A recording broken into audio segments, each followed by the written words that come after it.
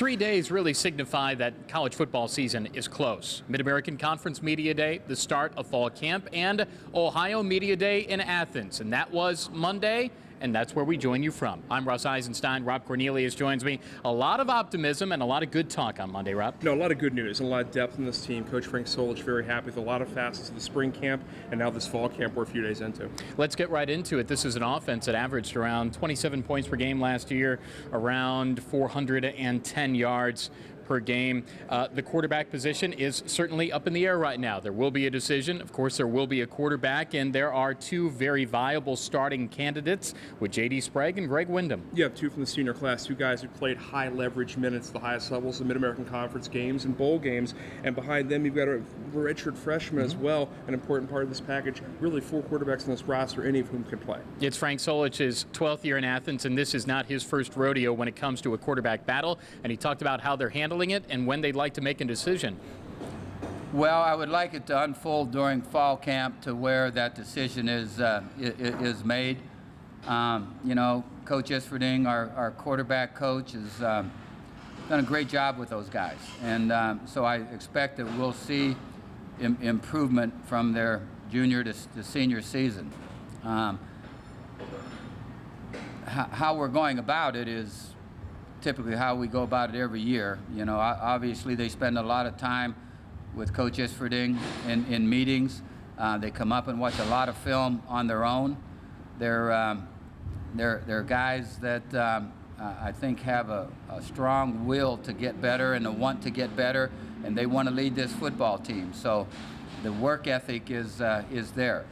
You know, what we got to get a little bit better at in some cases is the decision-making process with our guys. And I again expect that there'll be some improvement on that as we go through fall camp. There's an old adage that says if you have multiple quarterbacks, Rob C., you really don't have one at all. But Scott Isfording, co-offensive coordinator, and Tim Albin, another co-offensive coordinator, have said that they really like the depth that they have, and that will help them to decide who the number one is and help them in that room. Yeah, very happy with the group, and I think also once they settle on a guy or two to take most of the snaps, you'll have a better time getting more pace, more plays, and more offense in the field. And I hear people all the time say, well, if you've got two or three quarterbacks, that means you really don't have any. Well, I think we got a phenomenal group of running backs. Nobody says, well, we got four good ones, that means we don't have any. I think we've got four guys that we can win a lot of football games with. Last year, obviously, Quentin Maxwell was a newcomer, but we had J.D., Darius, and Greg, and Joey. I think we're in a pretty similar situation. It's just that Greg and J.D. have another year's experience. And so do a lot of the players around them. And we've got to understand that the quarterbacks are going to be as good as the guys around them, but we got to put them in good positions. Really, when it comes down to it, Rob, this is an offense that can be quite dynamic. So you don't need to be a superstar quarterback. You just need to facilitate the weapons that are around you, the big three at wide receivers, Sebastian Smith, Jordan Reed, Brendan Cope, and then all of the running backs that Ohio has. If you have a guy that just manages that, you could be okay. Yeah, game managed. You don't need someone to go throw for 5,000 yards necessarily. You're going to have tight end help this year, more depth at that space. An offensive line that's veteran, but really the only concern might be chemistry. You have guys, 6 or 7 of whom have game starts behind them, but have really never played together, this unit, these guys, these spots. Yeah, the right side of the line is back, including center, but the left side of the line a little bit in flux. Back to the running backs. Sure. Coach Albin says that this is a very deep unit. We know that, and could be the best that we've seen in Athens. They could be the best in the league. There might be a one better running back somewhere around in our league. You have to show them to me, but I know there are a couple really good ones. But as far as having 4 or 5 guys in a group, I really think my group at running back is going to be one of the better groups in our league. And I feel that way about our wide receivers. There might be 1 or 2 guys in the league that might have a few more catches, but as far as a group and as a whole, we've got some special guys there. But AJ's again, two really special, I think, really good seasons.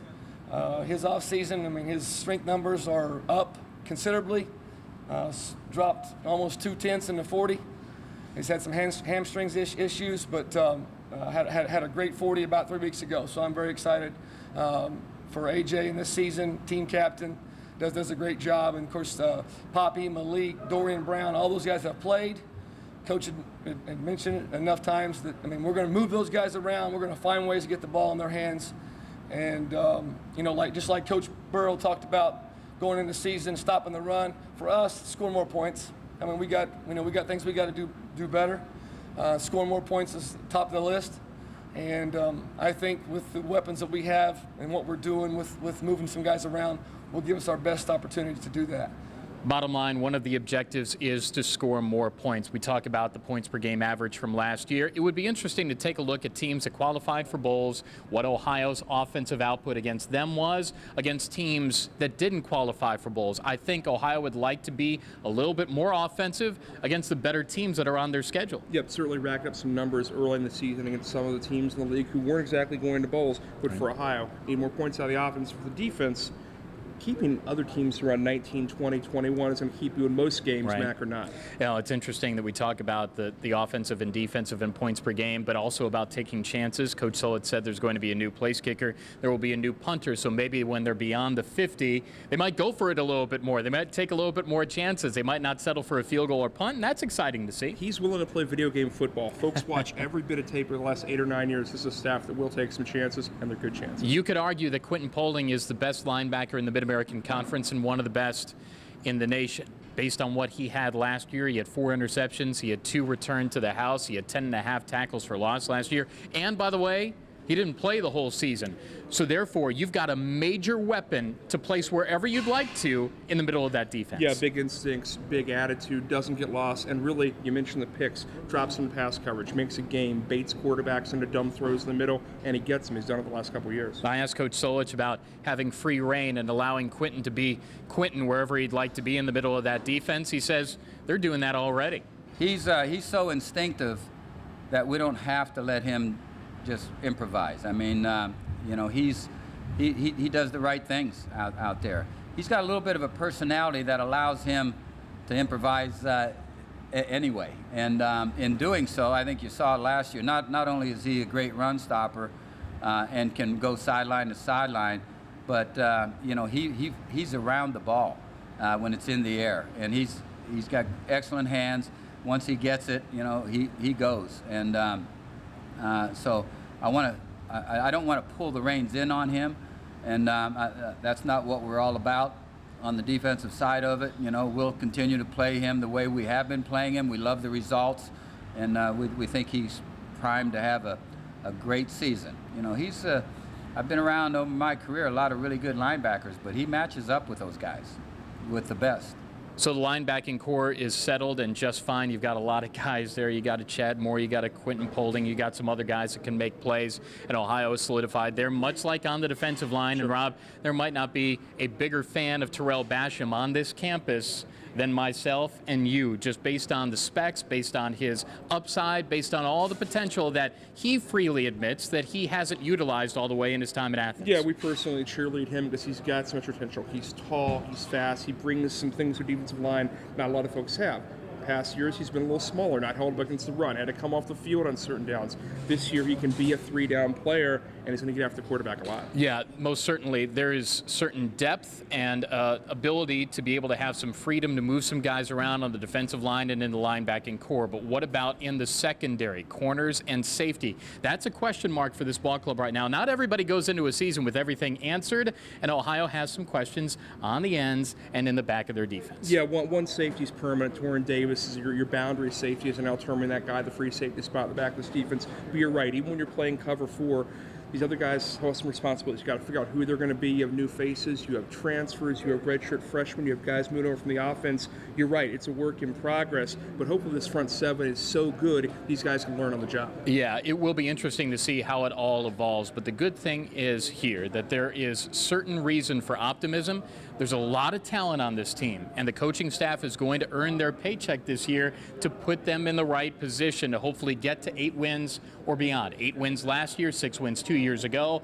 This team, based on the schedule and based on what they have to work with, has a real shot to win a division title and go to Detroit. Yeah, great defensive front is there, and when a Frank Solich team has had a good defense, they've shown that and gone to bowl since 2006, pretty much almost consecutively on since then. A lot of potential, a lot of upside, and an East where, frankly, Bowling Green asks questions, and Ohio is solid number 2 or even 1A or 1B behind BG in the East. It always goes fast, but the wait's going to seem like a long time from now to game week and then September the 3rd. We want it to be here very quickly. I'm excited. I know you're excited. Fans are excited too. There's a lot to look forward to. There's a lot to figure out, but we'll see how it goes through fall camp. Yep, 3.5 weeks from today. Time to get tickets, time to get down to Peden Stadium and enjoy this team for that opener. He's Rob Cornelius. I'm Russ Eisenstein. Thanks to Derek Mashiro for his good work. That completes our coverage from Bobcat Media Day for Football 2016 in Athens. We'll talk to you soon. I'm Russ Eisenstein. This is Bobcat TV.